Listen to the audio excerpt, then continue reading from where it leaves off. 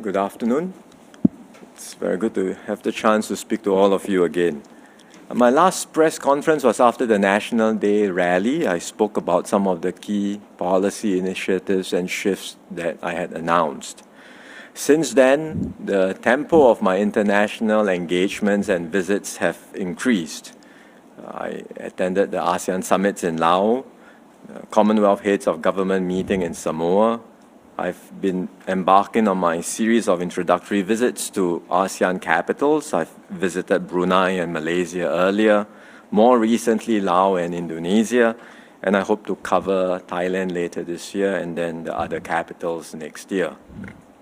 Later this month, I'll be traveling to Peru for APEC and Brazil for the G20 summit. And then I will end the year with a visit to Malaysia for our annual leaders retreat. So it's a full schedule of travel. Someone, in fact, recently asked me, why am I traveling so much? But these are all essential work trips. Foreign policy and international diplomacy are a key part of my duties as Prime Minister. And what I do here is also crucial in advancing Singapore's core interest, especially at a time when the world is in flux. In fact, it's going to be a far, far more dangerous world. We already are experiencing two hot wars in Europe and the Middle East. The US-China relationship is in a more challenging place.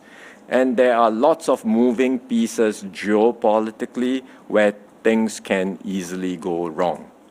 It reflects the state of the world, one where established norms are fading and where multilateral institutions are weakening. And that's why we see growing zones of impunity where state and non-state actors are able to push for what they want with little or no consequences. All in all, it means a less hospitable environment, especially for small countries like Singapore. And that's why we have to work even harder to strengthen our network of friends and partners and to work with like-minded countries to shape international norms and rules and to find common ground on issues of shared concern. These are not necessarily top-of-mind issues for Singaporeans, but foreign policy is critical to our ability to survive and to thrive. It's about how we can stay relevant and expand our networks and ensure that our little red dot can keep shining even in a more dangerous and turbulent world. In the end, everything we do, whether it is domestic or foreign, comes back to how we can make life better for Singaporeans. And that remains the focus for me and my team. I know that cost of living remains a key concern for many. We have had measures announced in this year's budget that are still being rolled out and hopefully will provide some relief. But meanwhile, we have also started preparations for Budget 2025. The pre-budget consultations will start in December, and we are focusing on several broad themes. One, our economic strategies for the next bound, because a strong economy remains critical in improving living standards for all Singaporeans. Two, about opportunities, skills upgrading, and jobs for workers, which remains a concern. Not just jobs, but better incomes for everyone. And then thirdly, how we can provide support for Singaporeans across different life stages, as they enter the workforce, as they start up families, and then for those who are older, especially for those who feel sandwiched between looking after elderly parents and their children. And finally, what we can do to strengthen our sense of solidarity and unity, especially as we mark SG60 next year. So these are some of the broad preliminary ideas or themes we have identified for the budget, but we welcome your feedback, suggestions, and views. And we will do this through our usual pre-budget consultations. I'm committed to engage and to listen, to review, change, and reset policies where needed, so that together we can take Singapore forward toward a fairer, brighter, and more inclusive future. Happy to take your questions. Everyone, can you please raise your hand when you want to ask a question? And when we call on you, please do introduce yourselves too. Okay, we have the first from Straits Times, please. Hello, PM. Thank you for that overview.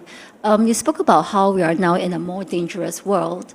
And indeed, we are seeing a more contested world where, Singaporeans are also put in different directions, whether it's about the US-China rivalry or the Gaza war. So what's the impact of such issues in affecting our social cohesion and our domestic politics, including at the ballot box? And how does that, in turn, affect our Singapore's foreign policy positions and options? Well, up to now, where foreign policy is concerned, we have for the most part been able to rise above domestic politics, which means that we focus on what it means to serve the larger national interest in thinking about foreign policy. And I would like to hope that we can continue to keep it that way. It doesn't mean that there will be, there will still be some, from time to time, differences in views, which is bound to happen, whether it's on US, China, Middle East, whatever it is, even if our neighbors. But for the most part, we want to engage, we want to explain to Singaporeans what we are doing, and hopefully get a large majority of support in whatever decisions we take that will ultimately be to serve the interest of Singapore and Singaporeans. And if we can do that, then when we are on the international stage, we speak with one Singapore voice. We speak to advance our shared priorities and interests and to maintain our standing as a responsible and a respected member of the international community.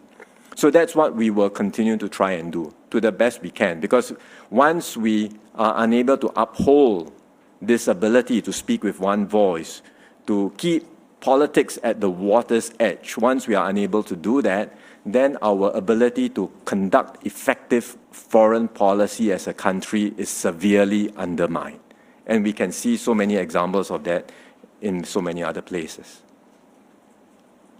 Next question, please.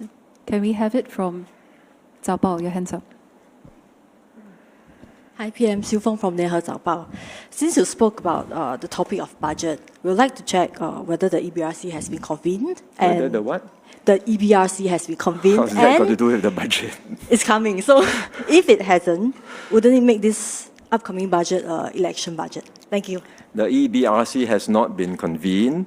When we do so, we will announce it, as we always do. We won't do these things quietly. Whether or not, when the election is to be held, I think I have not decided. And when, again, we start the process, people will know. The budget will be what it is, right? If potentially, it could be the last budget in our term of government, potentially. Because elections could still be done before the budget, but potentially, if the elections are after, then it will be the last budget in this term of government. But with any budget, whether it is at the beginning of the term or at the end of the term, we focus on our priorities in the near term, immediate issues of concerns that may arise, like cost of living, but we also think beyond the horizon on what are the investments and what are the decisions we need to take to put Singapore on a stronger position. It could be infrastructure, it could be tackling climate change, it could be our energy transition, it could be our economic strategies, things which I've highlighted just now. So these will be our priorities for the budget. Next question, please, from Channel 8. Hi, I'm Kian Keong from Channel 8. PM, can I bring you back to the US-China relations? May I ask your opinion about how will the new US election result affect China? And could it also impact Singapore's trade and economy, considering that Singapore has a strong trade relationship with both US and China? Do you foresee any risks arising from their tensions? Where our bilateral relations with the US is concerned, I think we will be able to continue to work well with the new administration, with worked with Mr. Trump before when he was president. Under his watch, we extended our MOU on defense. We continue to grow our trade and investment links between Singapore and the US in a very productive manner. So I think bilaterally, we look forward to working closely with the new team. Where China is concerned, I think it remains to be seen because we've heard what Mr. Trump hopes to do in his campaign, but what he actually does, I think we'll have to see, including what happens with the key members of his administration and the key members of his cabinet. But I would say, taking a step back, setting aside whether the issue of who is in power in the administration, the broad dynamics in the US-China relationship is one where we are very concerned about. As I mentioned in my opening remarks, the US-China relationship is in a challenging place, regardless of who is in power, right? Because on the US side, while America remains a preeminent power in many dimensions, across many dimensions, they can see China coming up on the rise, and America has to decide what to do with this, to treat this as an existential threat, and therefore to contain China, or to embrace China and accept China as a major power in its own right. That's a decision that America has to decide on, and then you have to think about what steps to take to engage China, depending on that decision.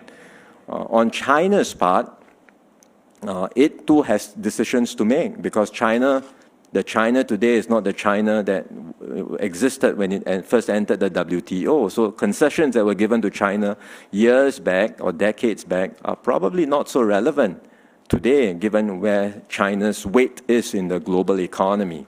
And China too, as a rising global power now, has to consider what responsibilities it undertakes to uphold the international order.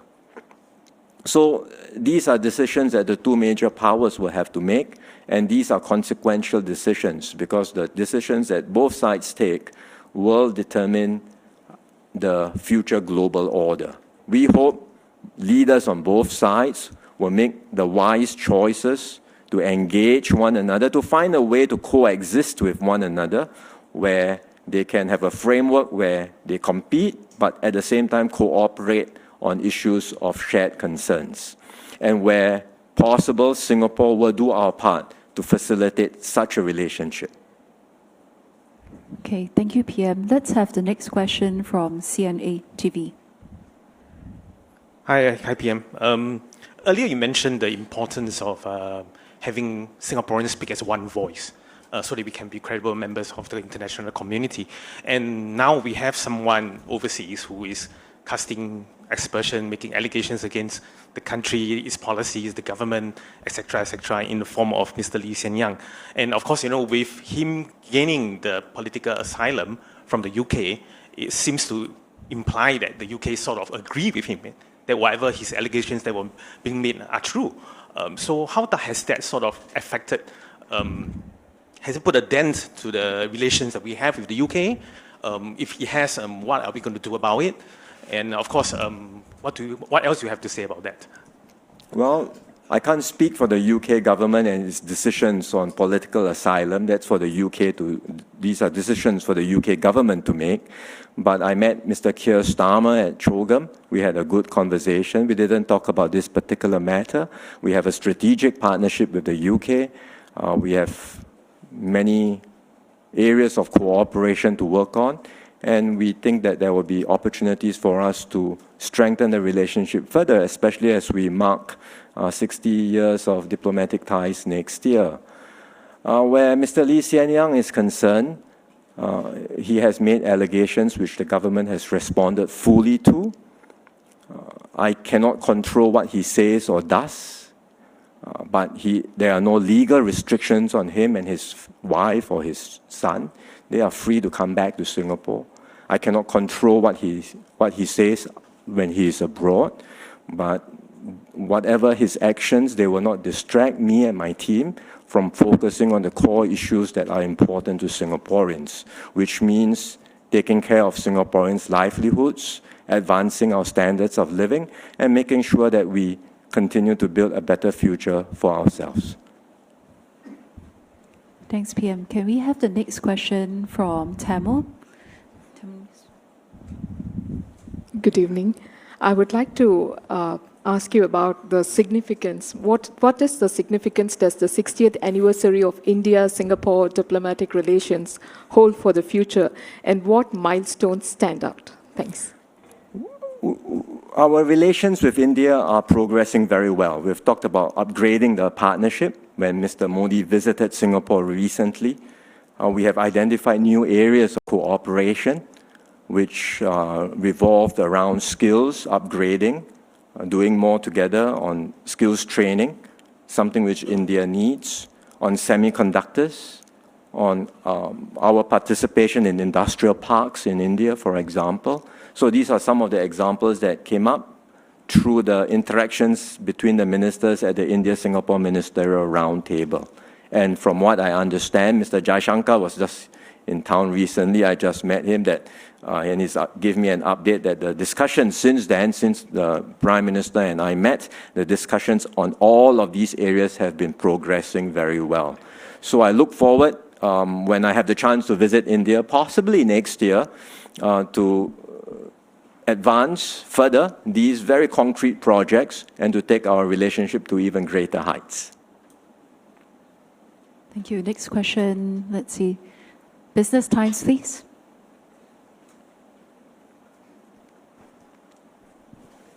Hi, PM. Sharon from Business Times. Just now you mentioned about multilateralism weakening, and with Trump's disdain for multilateralism, as we have seen during his first term, are you worried about the next 4 years?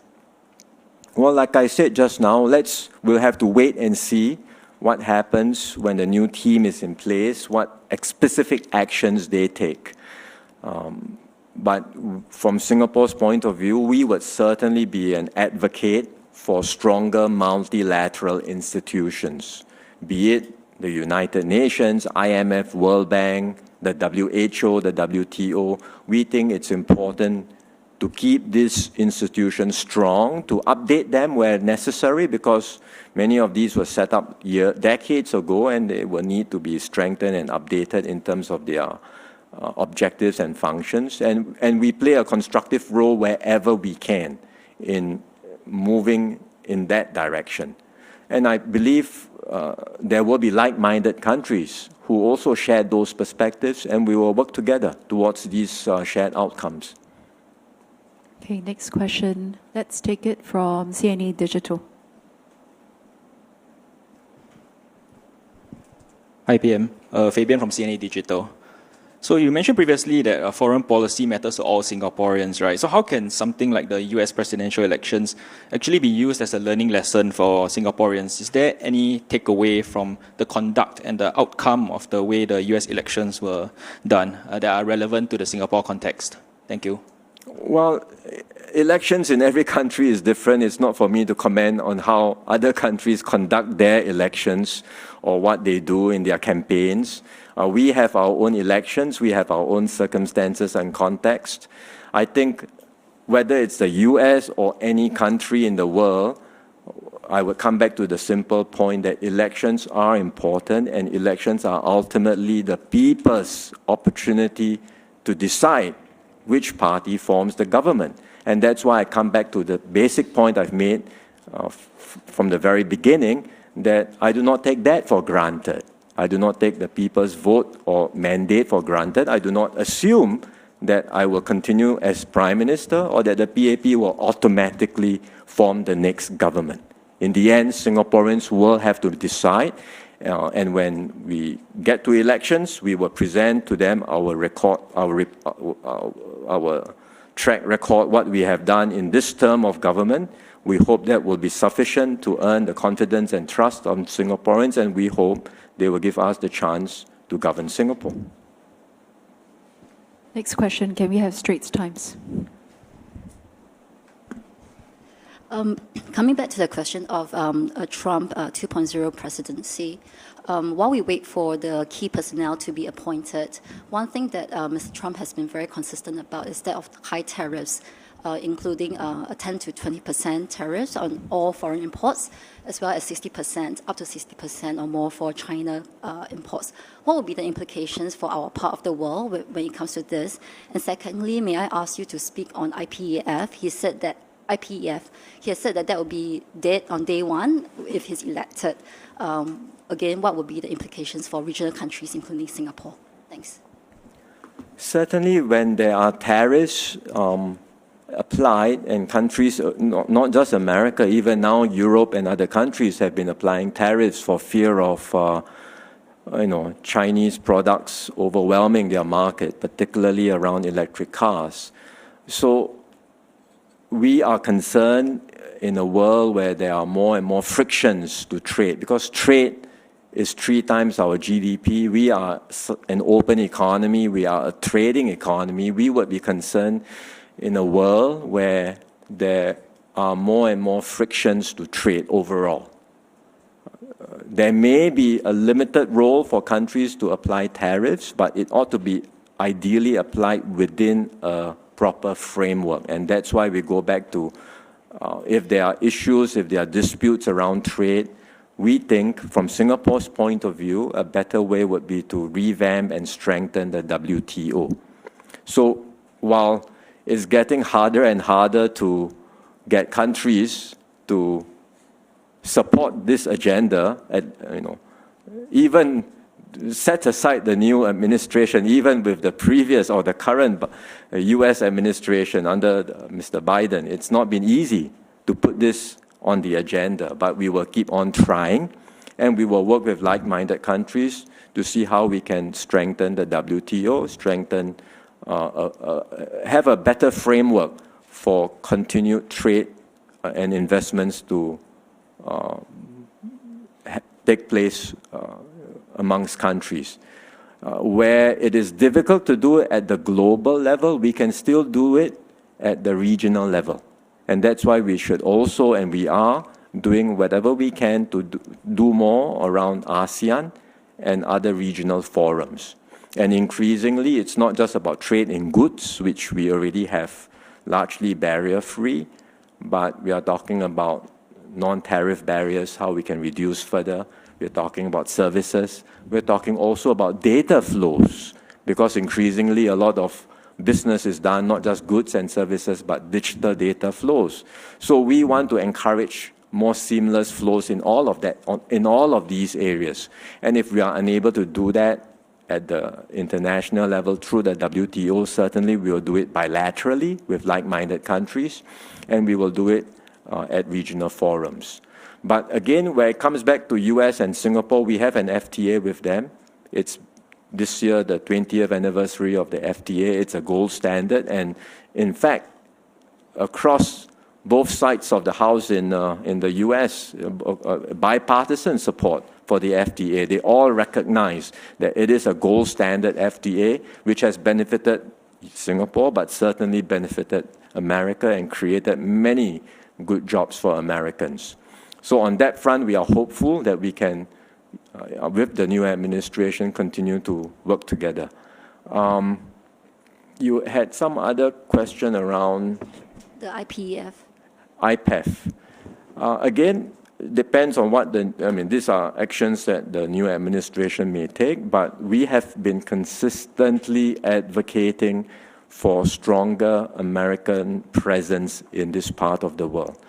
The American security umbrella remains relevant for Southeast Asia because that provides stability for the region. It provides a framework for countries in Southeast Asia to cooperate and to peacefully compete with one another.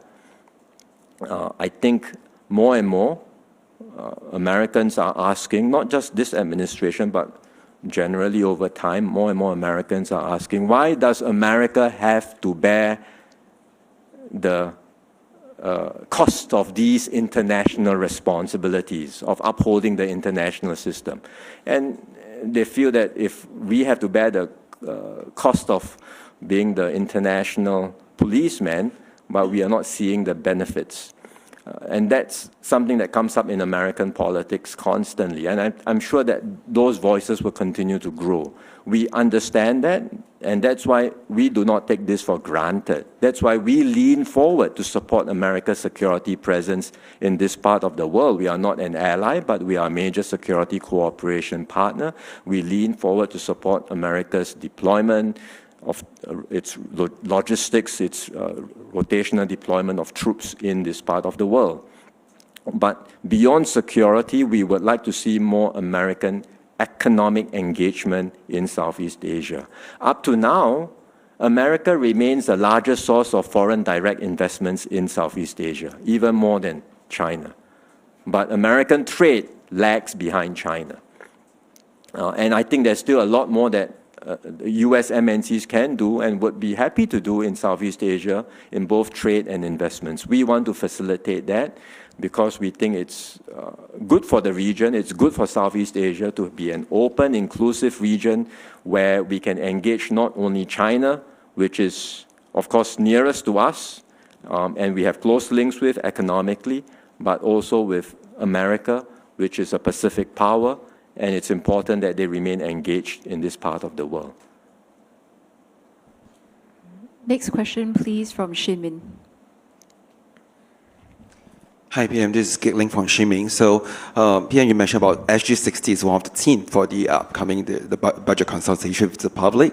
So, apart from what is already announced, what kind of ideas that is the government, hoping to hear from the people? And are there, already some other things that's not announced in the pipeline for SG60? And lastly, on behalf of those wet market people, is there an SG60 ang bao? Yeah. There are things that are not announced yet, of course, and as I mentioned, this is part of the budget process too. So we will be getting inputs, feedback, suggestions, and then we will consider as part of the budget what more we can do. But there are also, this is what more government can do, but we would also like SG60 to be something which Singaporeans can embrace. And certainly one of my hopes is that as we enter into SG60, we can provide more platforms and opportunities for ground-up engagement and ground-up actions. So we will certainly look at facilitating local projects that individuals, community groups may wish to undertake, and we will empower them, facilitate that. We will provide resources so that these projects can proliferate. So that SG60 is not just a top-down exercise, but it's something that everyone can embrace and use this as an occasion for us to strengthen our sense of shared values, our sense of purpose, and also our sense of solidarity with one another. So we also hope that part of these initiatives would include ways in which we can show our concern for our fellow Singaporeans. So when we do things together, it's not just to celebrate, it's not just to commemorate, but it's also to show greater concern for our fellow citizens and more disadvantaged members of our society. So these are things we have in mind for SG60, but there will be, I think, certainly opportunities later on to flesh out more of these plans. Next question, Berita at the back. Hi, PM. I'm Izwan. PM, we saw how Singaporeans watched the recent US elections very closely, and on social media, some of us got excited to cast our own ballots in our very own general election. So my question to you is, how ready are you and your team for a general election? As each day passes, I am more ready. Because we are continuing to prepare, and as we get better and better, as we get to the point when we are ready, then I will call the general election. Let's take the last few questions. Can we have one from Berita Harian, please? Hi, PM. Anwar here from Berita Harian. Since you became PM about 6 months ago, besides travelling, you have also increased your tempo in doing your walkabout across GRCs and constituencies. What are some of the concerns which residents have shared with you, and how is the government planning to address them? It's a range of concerns. The last time we had this press conference, someone asked a similar question, and I said that cost of living comes up a lot, which is why we know that this is a concern of Singaporeans. And cost of living has different elements and dimensions to it. It's not just what in the prices you pay for food and for groceries, but it includes housing, it includes COEs. And so, again, if you look at the different things we are doing on housing, we've been ramping up the supply. We've now introduced a new HDB framework, Plus and Prime. We've also increased our subsidies for first-timers. So we're doing various things to address concerns that Singaporeans have highlighted. But beyond cost of living, I think there are other issues that come up. Jobs, not so much unemployment, because our unemployment rates are low, but concern about job security. And I suppose it reflects a concern about our people can sense that we are in a different environment, a more turbulent global environment. People can sense that there are more changes around us, and with global changes, with geopolitical tensions, with technology, people are worried about not just today's job, but what about my jobs later on? And as I get older and we are all living longer, will I still have a good job with a steady income when I'm in my 30s, my 40s? Or if you're in your 40s now, then you worry about in your 50s and 60s. And these are real concerns. So we have taken some steps towards addressing them through Skills Future. And that's why I mentioned earlier, one of the themes that we have in the budget that we are thinking about will be around training, skills, opportunities, and jobs for workers. So, in fact, the broad themes I highlighted just now for pre-budget consultations are very much derived from concerns that Singaporeans have highlighted, and we are therefore focusing on looking at what measures we can take, what new policies, programs, and schemes we might be able to put in place to address these concerns. Next question. Can we have one from CNA? Hi, PM. Hi. My question is mainly on election preparation. So, with elections coming soon, so what is by the end of next year. Right. I know so, it's not. What are PAB's? I have all the time from now till the end of next year. Right. To be clear. Will PAB be, coming up with, will be looking into new talents, basically to come into the party, whom we could even see in the future election, and how would the election actually play into SG60 calendar? SG60 is a completely different matter. Next year is SG60. I can't shift SG60. Next year is SG60, but elections, it's separate considerations. We are preparing. We are getting ourselves ready. And as I said, we have till the end of next year to hold the elections. As far as candidates are concerned, it's continuing. In fact, my very first speech as Prime Minister in my inauguration, I've already said I'm looking for people. And that continues. And we have been very active in meeting people, identifying potential candidates. And when the time comes, I hope to be able to unveil a good slate of candidates for Singaporeans. You know that in every election, we renew quite a number of MPs. After they have served 3 terms or so, or 2 or 3 terms, we will ask them to step down for renewal, and they understand, and then we'll bring in new blood. And I hope to do the same during the elections. Okay, thanks. Can we take the last question from Mothership, please? Hello. Prime Minister Sulaiman from Mothership.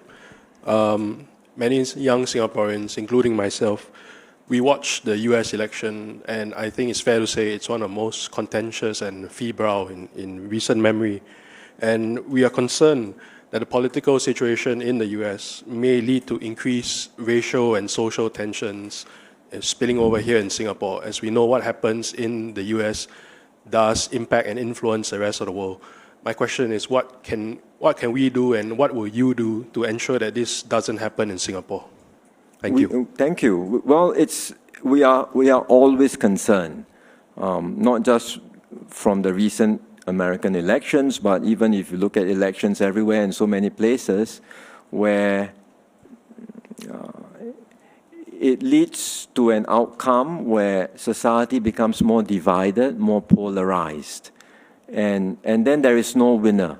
Yes, the election may produce a winner, but in the end, everyone is worse off, because it makes it harder to govern, and it makes it harder for countries to move forward. We have always been concerned about that, and that's why we try very hard to put in place safeguards in our society where it comes to falsehoods, for example. We recently updated our laws with regards to deepfakes and potential abuse, misinformation in the elections. We put in place these guardrails. That's one aspect of it. And then another way in which we protect ourselves is to continue strengthening our institutions, and then in the end, explaining to Singaporeans what our considerations are. And we hope at the end of the day, it is Singaporeans themselves who will do their part, because at the end of the day, Singaporeans hopefully will understand what's at stake. It's choosing the right party to govern. That's important, but it's also about determining our future. And we are taking these steps to chart our way forward as a tiny little country in a world, as I mentioned just now, that's becoming more dangerous, more turbulent, more volatile, more difficult for small countries like us. And if we are unable to hold together as a society, I think it will be very hard for us to stay relevant and very hard for us to survive and thrive. So at the end of the day, yes, elections will come and go. We will do our best. We will present our case as best as we can, and we certainly hope for Singaporean support. But at the end of the day, I think what's vital is we continue to do our best, all of us, government, people, political parties, all of us working together to make sure we never end up in a situation where society is divided, is polarized. We try our best not to go down the path of political populism and opportunism, but find ways to keep our society strong, united, and maintain that high level of trust, because that's essential for Singapore to stay relevant and to survive in this new world.